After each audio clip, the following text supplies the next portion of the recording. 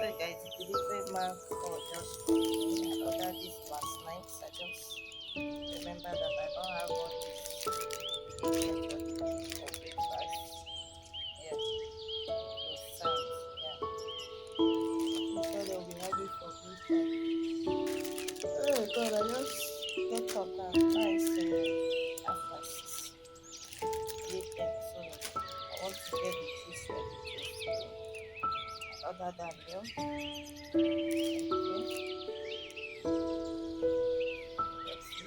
It's another daily meal. Another daily meal.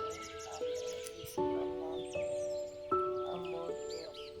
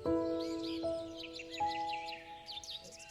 So this will have maybe from the things that I can give the deliver for them. Get it. So this one the kids will be having for breakfast. If you are a mother that your kids don't like to eat anything in the morning, then wait once it's earlier like that, maybe around 6:37, they don't like to eat, just get this one for them. Okay, just take this with milk and this puff to take it with milk. If they don't want to eat, once they see this, they will eat.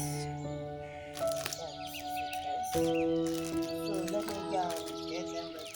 I'll just go and wake them up and get them ready to continue watching, right? So I'll talk to you guys